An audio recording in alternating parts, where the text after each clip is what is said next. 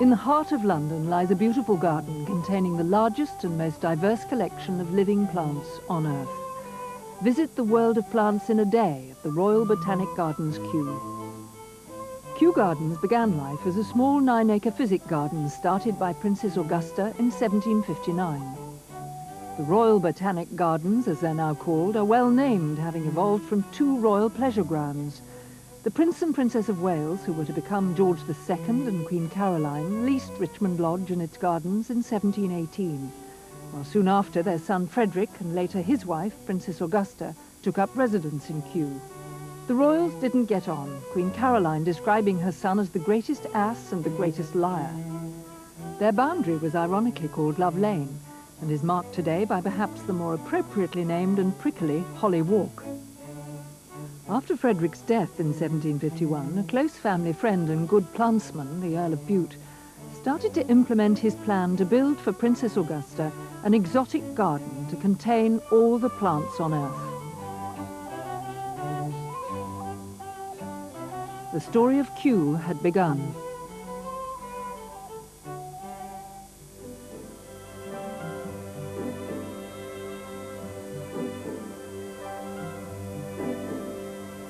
The Royal Botanic Gardens, Kew, England. Now covering over 300 acres, it's the world's foremost botanic garden, a plant oasis close to the centre of London. Visitors to Kew come from all over the world to marvel at the fantastic range of plants and to enjoy the peace. Kew is far more than a beautiful garden. Behind the scenes lies a scientific institute of international repute, dedicated to research into the use and conservation of the world's flora.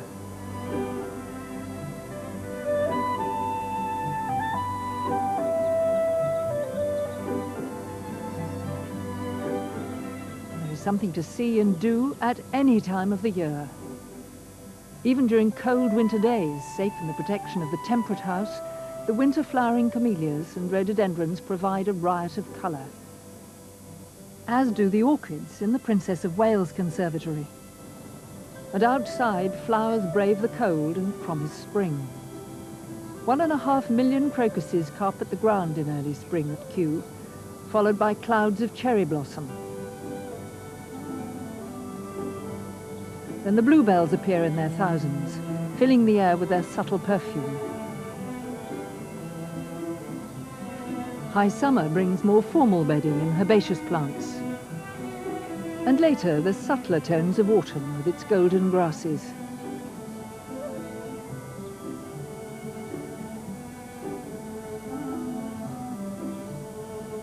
The landscape is dotted with 39 listed buildings. Perhaps the most famous is the Palm House, built in the 1840s and filled with exotic palms from the tropics.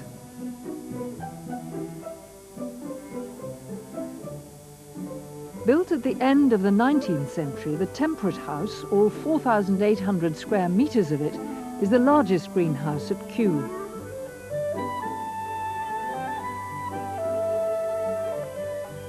The tallest structure in the gardens, 50 metres high, is the 10-storey Pagoda, designed for Princess Augusta by her architect William Chambers. The Japanese gateway, transported from the Japan-British exhibition at White City in 1910. All the buildings are steeped in history, and there's much to be learnt from the plants.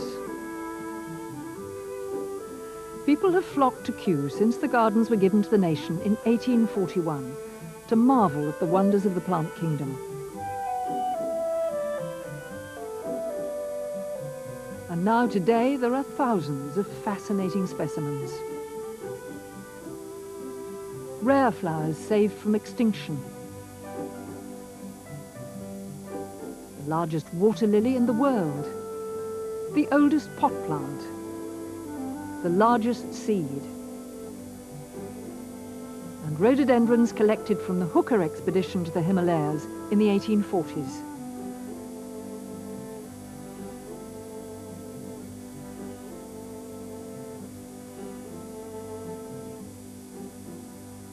The closer you look, the more there is to see. Kew is the botanic garden that has the most variety of plants of anywhere in the world. Someone can come here and choose between 33,000 different taxa of plants here. You can see the rainforest, you can see the desert, you can see wild areas in the conservation area. You can learn about so many different things at Kew, and you can also find it as a wonderful place of peace and relaxation and refreshment. Okay, this is chocolate. Thanks, Andy. Okay, it doesn't look like much like chocolate, but this is then the family Sterculiaceae, and there is a very... Kew's educational role is vitally important too. Here you can discover how plants are used for food, medicine, art, in culture and in science. An indispensable resource to be respected and nurtured. Who would guess, for example, that this pretty flower, Catharanthus roseus, has helped in the fight to cure childhood leukemia? Behind the scenes, scientists and researchers study the range of plants and their potential uses. The herbarium houses over 7 million preserved specimens. Who knows, this plant collected by Darwin may prove indispensable in future research. Kew is working globally to conserve plants and their habitats. In the Marianne North Gallery, you can see 832 paintings completed by this intrepid woman in her 13 years of travel round the world. The Royal Botanic Gardens, Kew, a world-renowned centre. At Kew you can see how plants are the basis of all life and how scientists are working to increase our knowledge and understanding of the plant kingdom towards the better management of our environment. Visitors are invited to share in this global resource. In the centre of London you can travel from the poles to the equator in one day.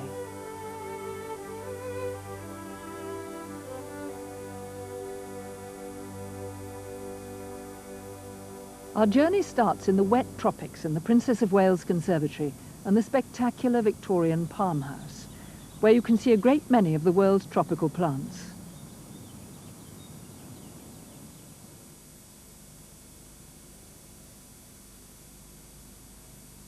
It's in the rainforests, in a broad belt to the north and south of the equator, where the world's greatest diversity of plants are found.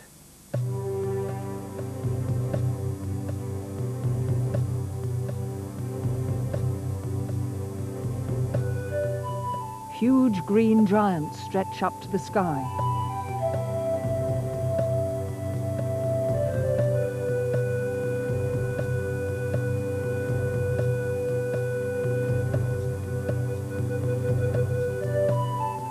And beneath the canopy appear the most exotic flowers.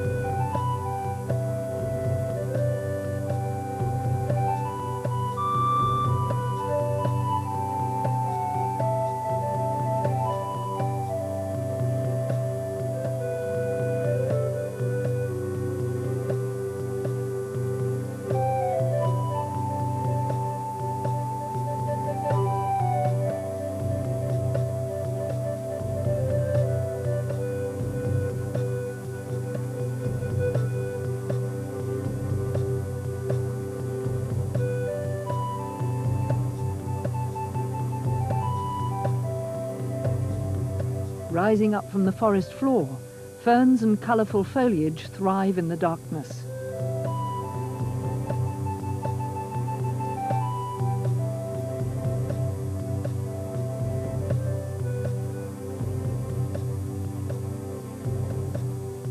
Many of these plants also play a role in our everyday lives. We're wearing plants, cotton, which we grow very well here in the palm house just behind us. And it flowers and sets fruit, and then we can open the seed capsule and you can pull out cotton. So that's a brilliant one. Bananas we have, which flower and fruit all the year round. Rubber trees, and we don't produce rubber, but we have plants of the rubber trees in the centre part of the house. Various things. We've got sugar cane, we've got teak and mahogany trees that you can see, ebony trees. So these are all used in our sort of daily lives. A couple of my favourites are the forest coconut, found growing in Madagascar. There's only a handful left in the world on the island. And we collected some plant material and seed back in 1986. And we've got a couple growing down here in the palm house. And, of course, the double coconut looks like a big bottom. And so the story goes, when the moon is full on the third day of a certain month of the year, the male and female walk together and actually fertilise each other and produce these huge seeds.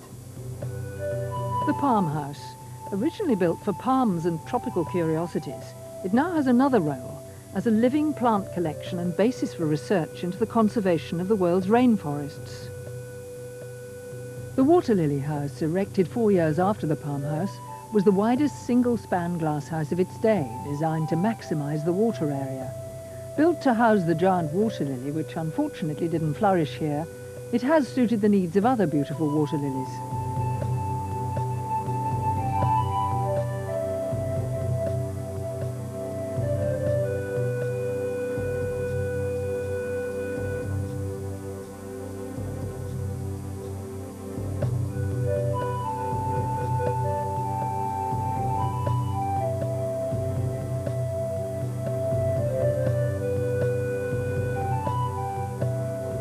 This gigantic plant now thrives in the house of its dreams, the Princess of Wales Conservatory. Sown as a seed in January, it can cover half the size of a tennis court by July. Built in 1987, this remarkable glasshouse was named after Princess Augusta, Princess of Wales, and opened by Diana, Princess of Wales. This glasshouse contains 10 different environmental zones, each controlled by sophisticated computerized systems. Ideal homes are provided for plants from all over the tropics, from the lush, humid cloud forests to the dry deserts. Energy efficiency was a key design feature. The Princess of Wales Conservatory is acclaimed by architects worldwide.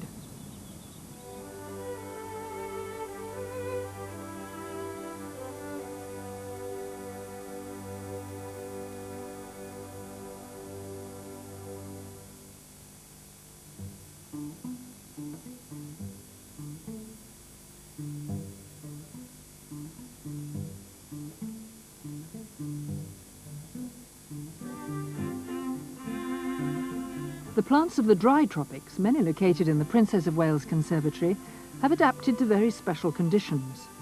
Some have evolved spines, fleecy jackets, waxy skins and unusual shapes to conserve water in the searing heat that is the desert.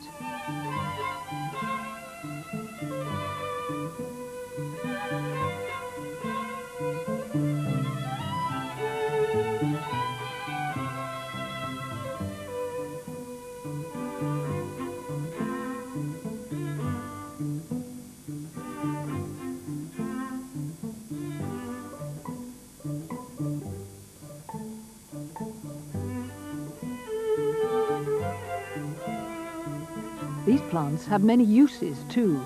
Take myrrh. This tree is Commiphora habesinica. Collected from ancient times has been the resin from this. You can see where it's been wounded just here. And it's produced a sticky resin, which you can see on here. It's sticky on my finger.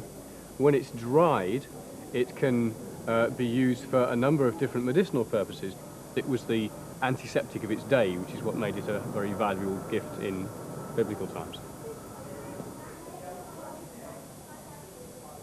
1 in 6 of the world's population live on the edge of the deserts, where conditions are hard and unpredictable.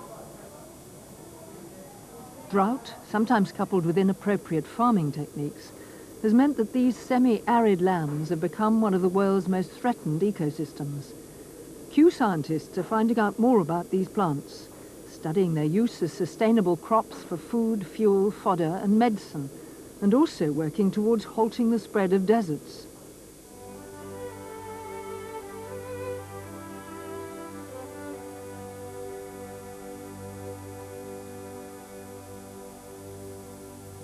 Plants from the warm, temperate regions of the world, from the Mediterranean to Australia, are housed in the huge temperate house. Here there's always some wonderful flower or beautiful foliage to be seen.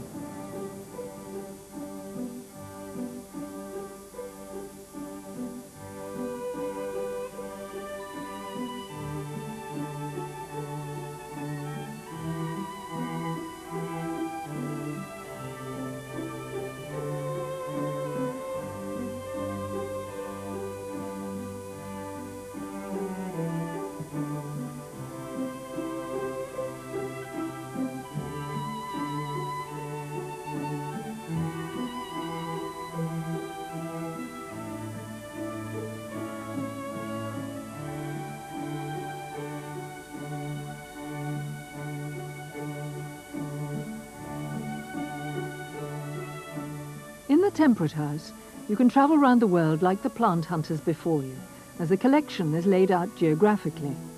At the southern end, temperate Africa and the Canaries, through South America and Australasia to Asia, the Himalayas and China.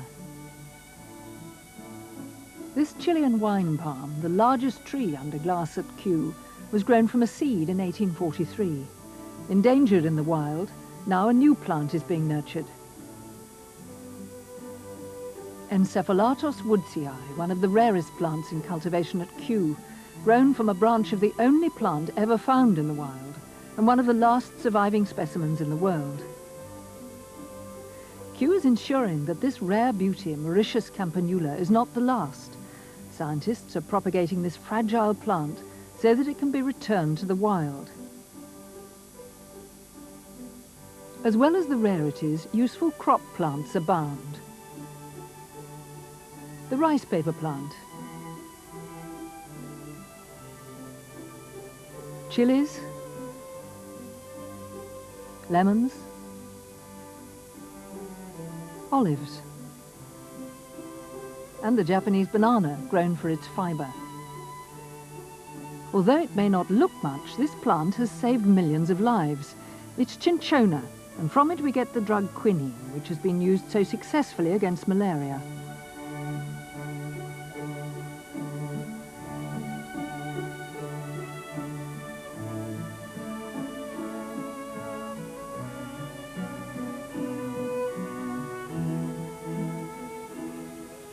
Kew has many hidden delights. The filmy fern house behind the orangery has a particular secret magic. These incredible plants have leaves 1 cell thick and so need to be kept in a very humid atmosphere, protected behind airlocked doors.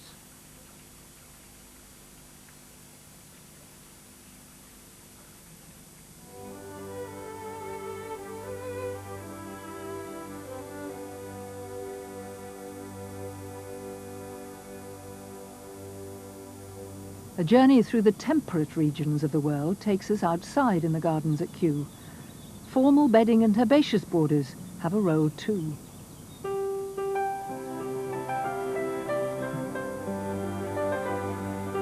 From King William's Temple, built in 1837, to the 18th century temple of Aeolus that looks down onto the order beds.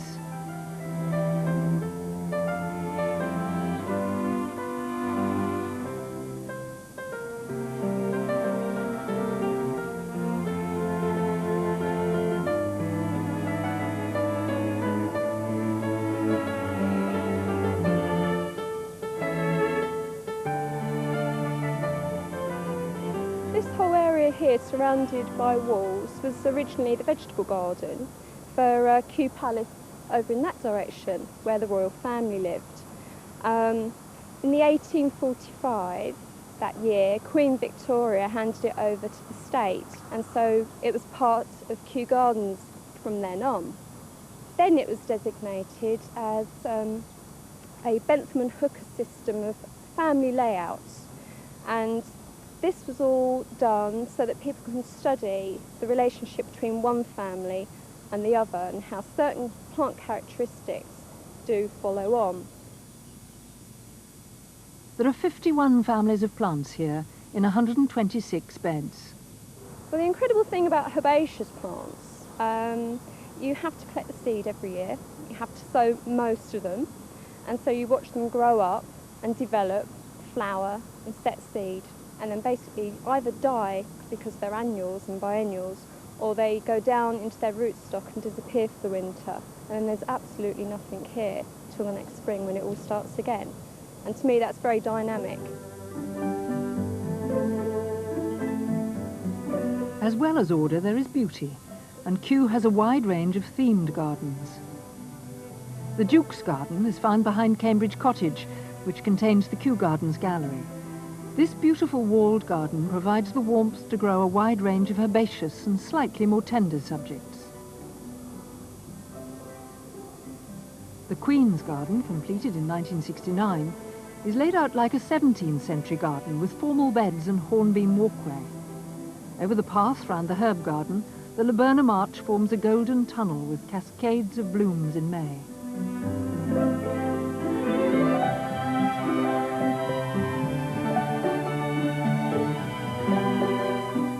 Alongside Kew Palace, this sunken herb garden is filled with colour and perfume in high summer, with butterflies and the hum of bees.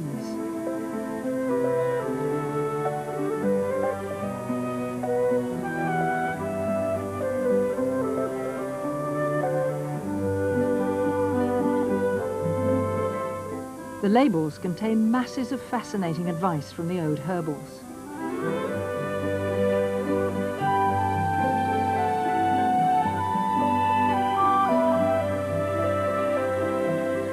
Grasses provide many of our staple food crops. Some grasses have become very popular ornamentally in planting schemes. The grass garden at Kew looks particularly good in the low autumn light.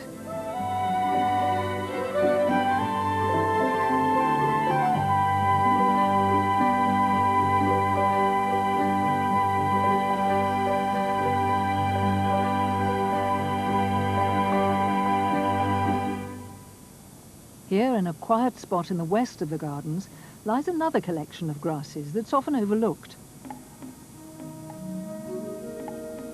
The hardy and beautiful bamboos.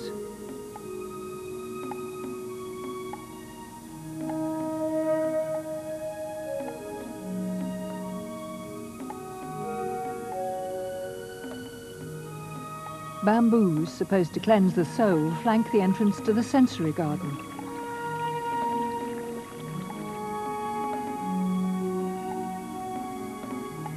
A stream with boulders and water-loving plants leads towards a cottage garden of sweet scents.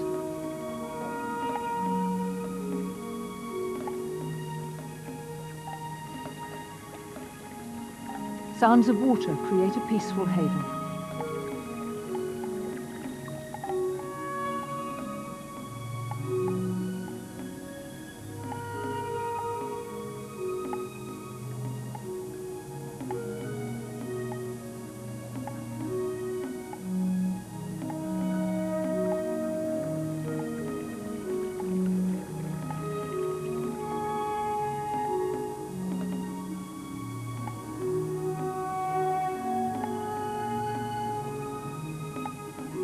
This replica of the gateway of the Imperial Messenger, or Chokushi-mon, stands proudly in the serene Japanese garden.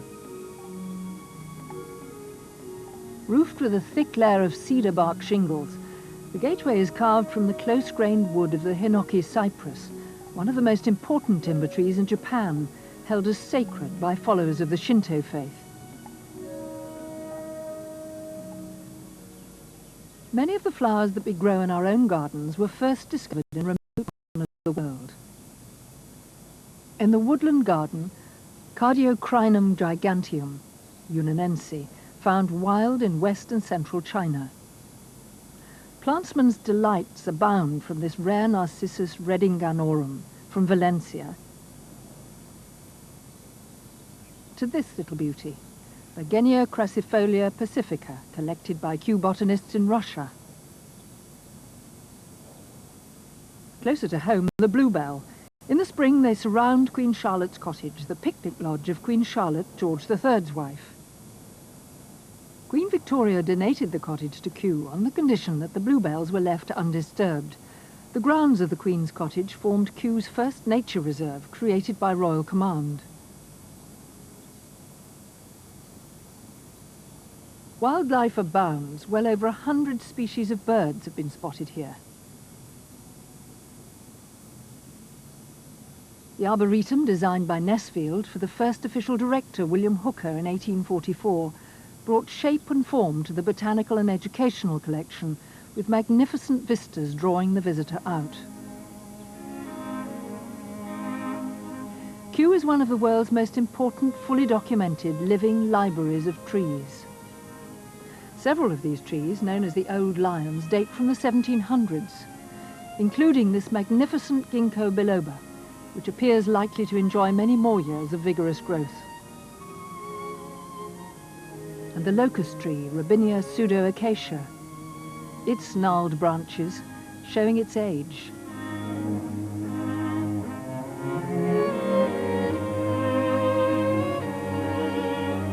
The Indian horse chestnut, Aesculus indica, covered in early summer by candelabras of pink flushed flowers.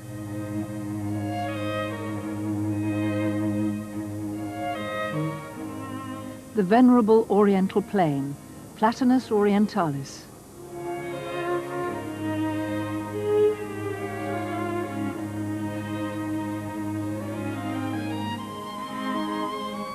And the stately Zelkova carpinifolia.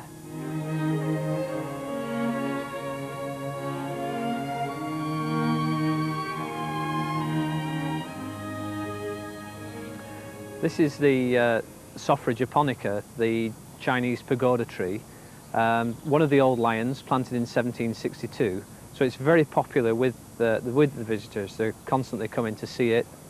It's a living museum of arboricultural work, and it shows all the different forms of tree surgery that have been carried out on trees like this of its age. For example, we've got brickwork, which has been done recently to protect the main trunk, but it's brickwork how the Victorians would have done it. So we've shown how it was done in the past.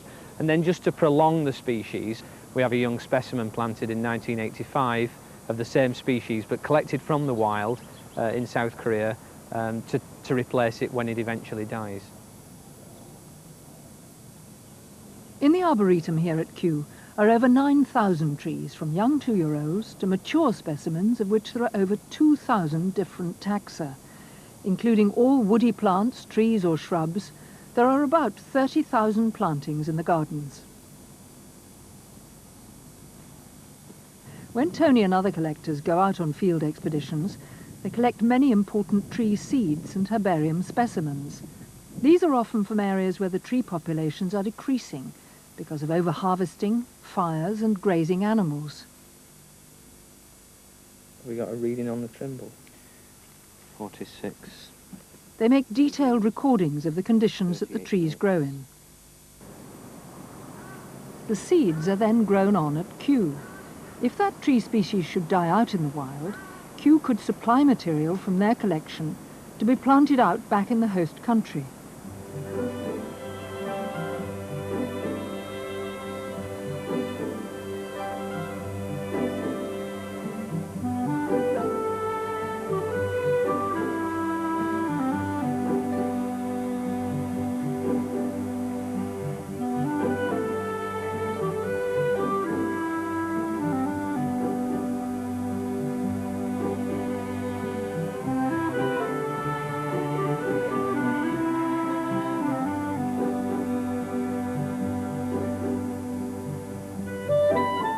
The trees are planted in families with representatives from all over the temperate regions of the world.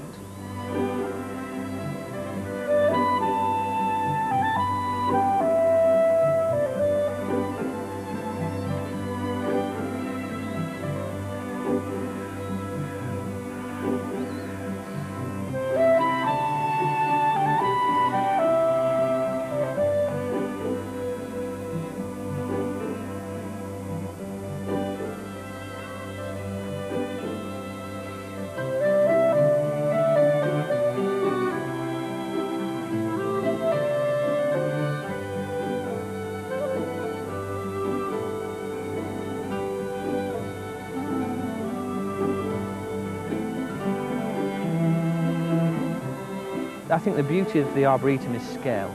and you can see trees growing to their maturity, to full size. Well, this is the chestnut-leaved oak, Quercus castanifolia, from the Caucasus Mountains. What appeals to me about this is really the sheer size of the tree, where it comes from in the Caucasus, and when you come out and look at it from the distance, it's a massive size. It's well balanced, and then when you come up to the trunk and see how fast it's growing, and you just want to come up and give it a real big hug and wish it the best of luck for the next 150 years. The Arboretum gives a feeling of permanence, but sometimes nature is harsh. On October the 16th, 1987, a catastrophic storm of near hurricane proportions tore its way through the gardens. I came into the gardens and went for a quick cycle round to do a recce, and then realised the extent of damage actually in the gardens and the number of trees that were lost. We lost about 500 mature specimens, which was about 10% of the collections at the time. And fortunately we lost mainly maturity rather than rarity, so there were very few species of importance lost. It was mainly the old large trees that were lost. A reminder of that day, a mural made from the 33 different types of trees that fell during the storm, designed by 16-year-old Robert Gaines.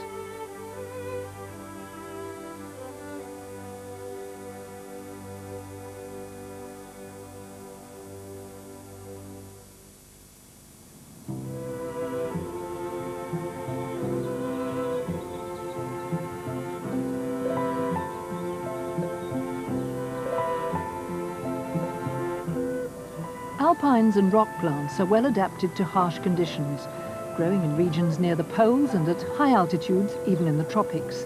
They can live in the most inhospitable of environments.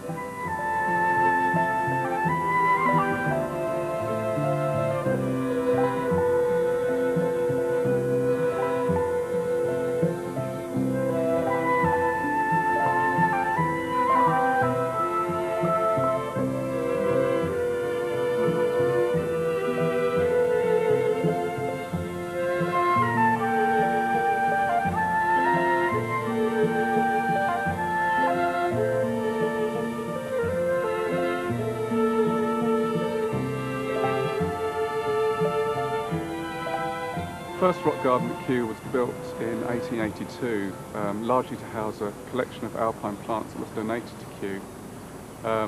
They had to excavate the site because it was a level area, and they built up the soil on each side to create a path through the middle with high banks each side. It was built of limestone, which was meant to represent a Pyrenean valley. After the Second World War, the rock was largely replaced with sandstone, which holds a lot more moisture, so it's better for the plants, especially during the warm summers.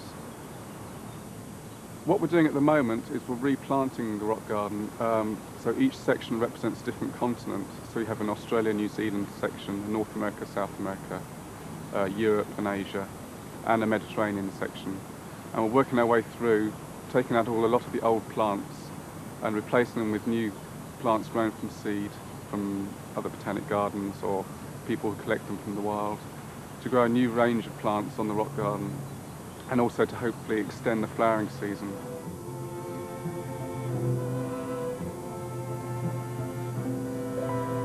Some of these plants need a little more protection. The Alpine House opened in 1981. Any time of year you can come in here and find something rare, new, exciting. It's an alpine house that's open all year round, unlike many alpine houses and botanic gardens. And although the peak period is probably from, say, February to the end of May, every week you come in here, you'll find something new and beautiful. An alpine house, anyway, is a contradiction in terms, even a traditional alpine house, because it was really something designed by alpine gardeners to enjoy and show off their alpine plants in comfort, for them, not for the plants, and also so that the flowers aren't spoilt by wet and wind and cold. But when you think of alpines, true alpines that is, they spend their winter months under a blanket of snow, so they're insulated and really in suspended animation. Here, many specialized plants are grown on a refrigerated bench to keep them cool.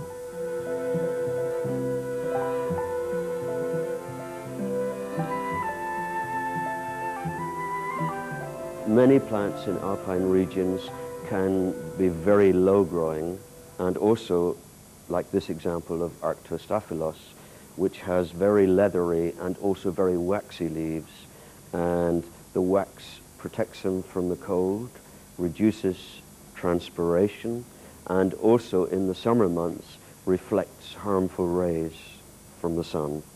This is an example of an encrusted saxifraga. Many saxifragas, especially from Europe, absorb lime or calcium from the soil and deposit it on their leaves.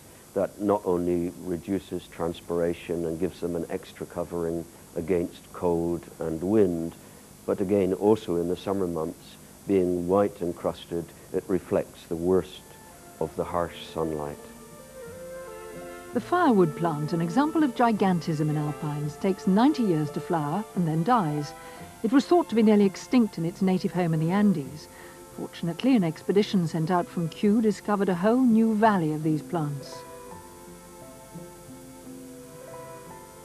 Another success story, the Chilean blue crocus, extinct in its native home but truly established in cultivation. The conservation department at Kew is working with botanists in Chile in the hope of reintroducing this plant into the wild.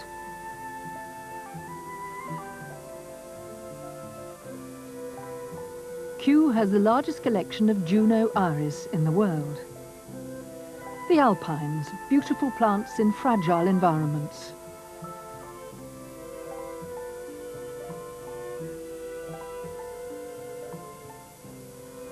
As well as beauty, some of them hold unexpected surprises.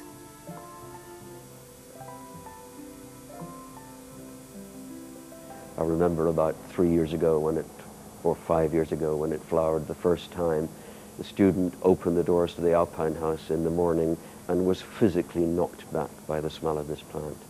But I tend to tease the public because I don't have a sense of smell, so I love going up to one of these foul-smelling Araceae, sniffing it, looking around at the public and smiling, and then just stepping back and watching them follow suit and gag on the smell given off by this plant.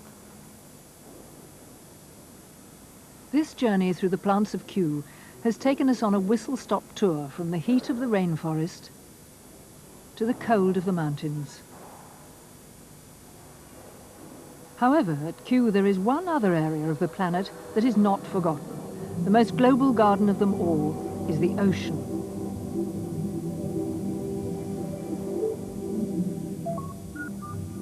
Life began in water with ancestors of the single-cell algae that live in rivers and seas today.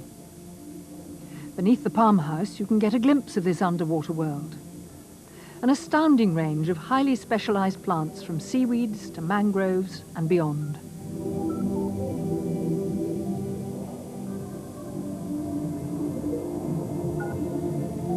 In the new Evolution House, the visitor can trace the history of plants from pre-Cambrian times to the present day. From sea-living stromatolites, the first ancestors of our garden plants, through mosses, liverworts, ferns and cycads, unchanged from the time of the dinosaurs. If plants have gone through their own evolution, so too has the garden.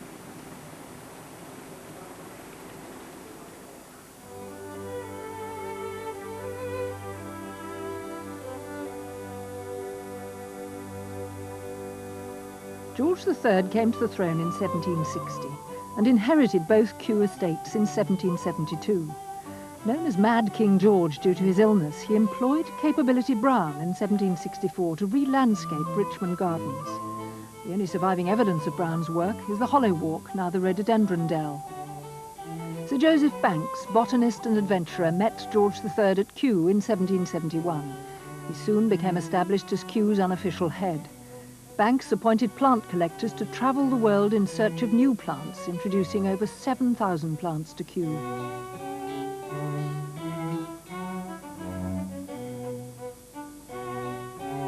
Strelitzia, or bird of paradise, was named in honour of George III's wife, the Duchess of Mecklenburg-Strelitz. Francis Bauer, Kew's first official botanical artist, was employed by Banks to paint many of the new introductions. This cycad, collected for Banks in 1775, still survives in the Palm House today, the oldest pot plant in the world. Another famous Banks introduction, the breadfruit, brought back by the infamous Captain Bligh and later painted by Marianne North. In 1820, both George III and Joseph Banks died, after which the gardens went into serious decline. Fortunately, Sir William Hooker came to the rescue when he became the first official director after the gardens were given to the nation in 1841. Hooker initiated Kew's role as an international centre of scientific research, establishing the library and pioneering work on botanical publications such as the colonial floras. This valuable work required the resources of a herbarium, a collection of preserved plant specimens which Hooker also established at Kew. Some are pressed, some are preserved in oil. The herbarium now ranks as one of the world's largest. With over 7 million specimens, it holds representatives of 98% of the world's plant genera. And weird and wonderful shaped seeds and cones are carefully catalogued in drawers. These dried specimens, backed up by botanical drawings, complement the living collections in the identification and understanding of plants around the world, an essential preliminary to their use in commerce, medicine and conservation. This indispensable resource has records going back to the time of Tutankhamun. Hooker needed to combine the need for scientific direction and recreation in this newly opened public garden. He wanted a beautiful environment for the more tender living plant subjects at Kew, and an outstanding piece of architecture, second to none in Europe for the public. The Palm House, designed by Decimus Burton, became a landmark. Superb vistas radiate out from the building, enticing the visitor into the grounds.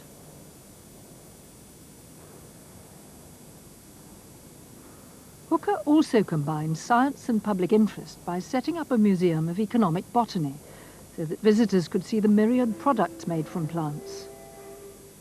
This museum, Museum No. 1, has recently been refurbished and reopened to the delight of the public. Well, for us it's really nice because we're always trying to make the contacts between people and plants, and the exhibition is called People Plus Plants in that sense. And Sir William Hooker always had the original idea that we should have wonderful and exotic items and artefacts on show to people. So here when people come, they can really see how plants affect their everyday lives, and we've got everything from beautiful musical instruments and the cultural sort of aspects of their lives, from wonderful papers made of paper birch and bark and bamboo, right through to things like soaps and perfumes and medicines that they use in everyday sense, and even stunning items like basketry made out of double coconut, which is a really rare coconut plant from the Seychelles, made out of the split stalks. And perhaps even most exciting, the pineapple shirt, which is made out of pineapple fibre, and that was collected in 1857. It looks like the finest piece of lawn.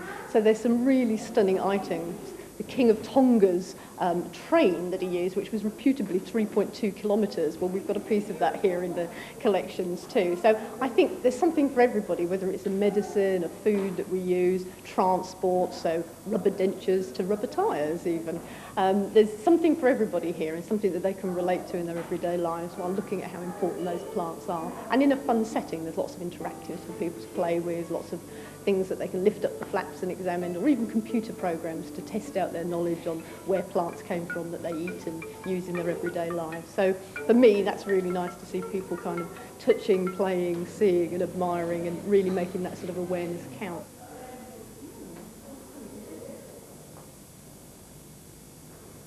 Joseph Hooker succeeded his father as director, having already travelled extensively in the field. His journals and sketches bear testimony to his love of travelling. He preferred botanising to desk work and was responsible for the introduction of many plants to Kew, including beautiful rhododendrons from Sikkim and Nepal.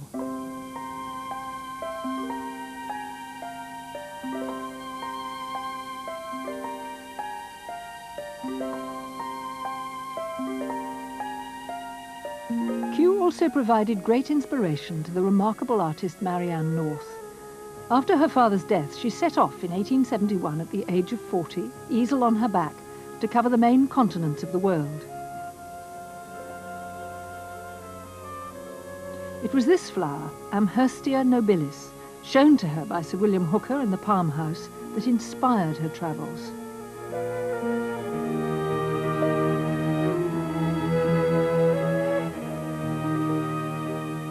In 1879, at the end of her journeys, she donated her botanical paintings to Joseph Hooker in this specially designed gallery.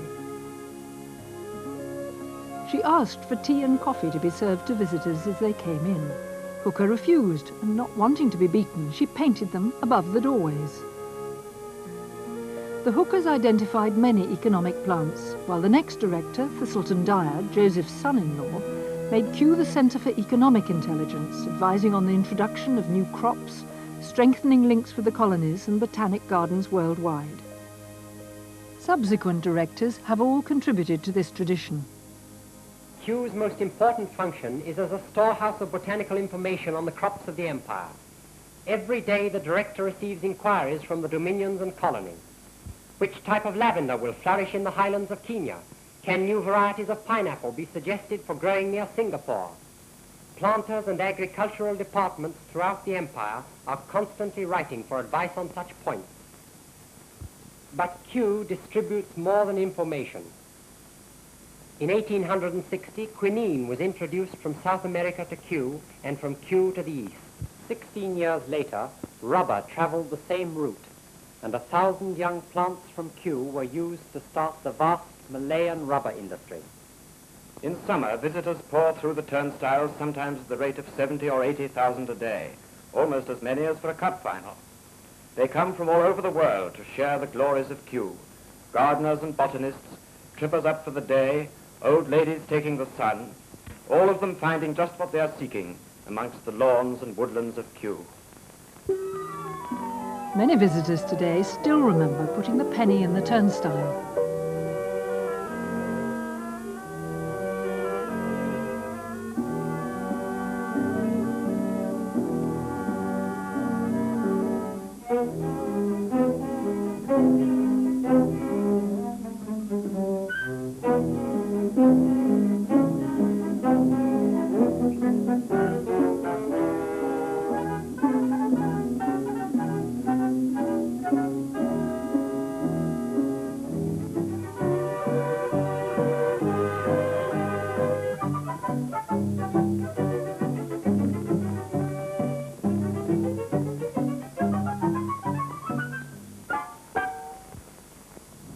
It is very satisfying to see both the people who work here, the gardeners, looking content and enjoying taking care of the plants, but also of the public coming around and either looking relaxed because they're in a green area in the city, or looking very interested because they're trying to learn more about the plants around them.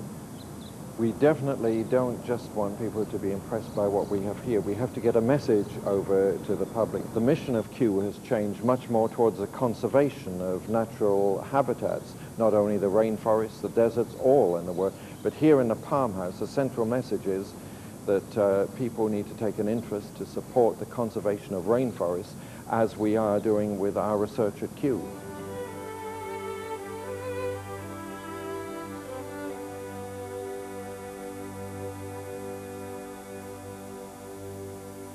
The Jodrell Laboratory, set up in Joseph Hooker's era to investigate the effects of blights, insect ravages and diseases of plants, continues that work. Now a great deal of the research focuses on the conservation of plant species worldwide. This slipper orchid, for example, is nearing extinction in the wild. Through their micropropagation techniques, Kew hope to bulk it up and reintroduce it to its natural habitats. 1 in 8 of the world's flowering plant species are represented at Kew. As well as being there for visitors to enjoy, this living library provides an indispensable resource for research. Scientists continue to discover new uses for some of these plants and to unearth traditional ones. Kew's got this vast collection of plants, many of them that are unstudied for their potential new drugs or pesticides. For example, the plants that are around me at the moment, we're looking for compounds in these plants that have some potential against cancer and also HIV. And some of them we've already are looking at compounds that are associated with the control of pests that attack plants. So it's like a cocktail in these plants of many different chemicals that we just haven't discovered yet, so we don't know their potential uses. So we're using the information that we have here at Kew, plus the collection, to help direct the research for potential, again, new drugs, or just to look at the uses that these plants could help for mankind. At Kew, you can find out everything you want to know about plants and get involved in a wide variety of educational workshops.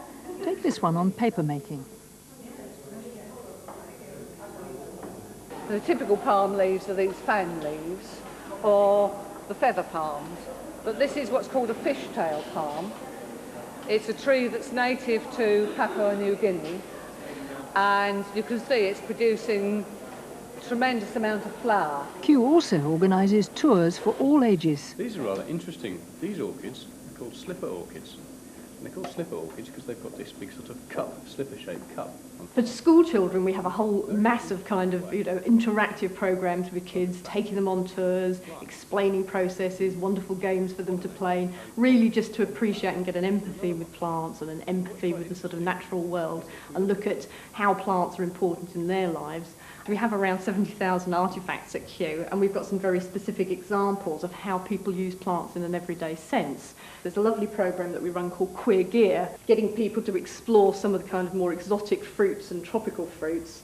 I mean, this is pepper, and I think probably that's one of the most exciting plants because this is the reason for the discovery of America, it's the reason for the Italian Renaissance, and our word grocer comes from this particular plant. So one little plant that's really kind of created a lot of history, a lot of art, a lot of geographical exploration through the sort of spice trade and things. Kew is more than just an outstandingly beautiful garden. It is perhaps the world's most important botanic garden with an illustrious history of exploration and research.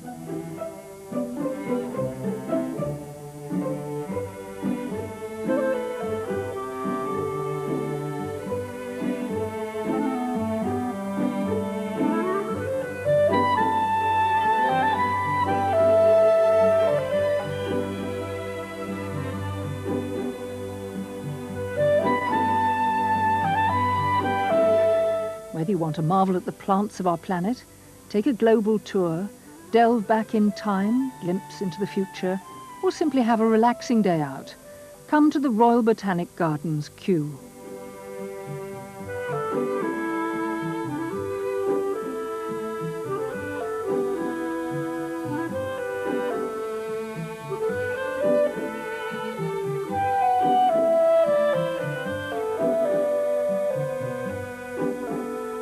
The Royal Botanic Gardens, Kew.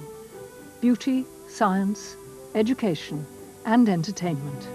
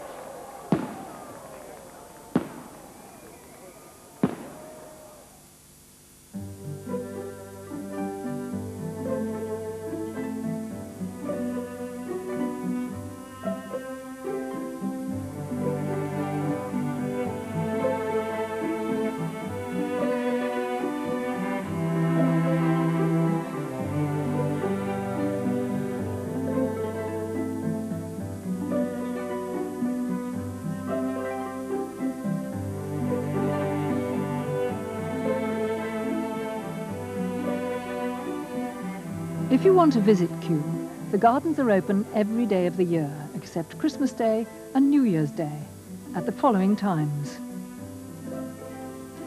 Refreshments are available throughout the year in the orangery, and from February to October in the pavilion and March to October in the bakery.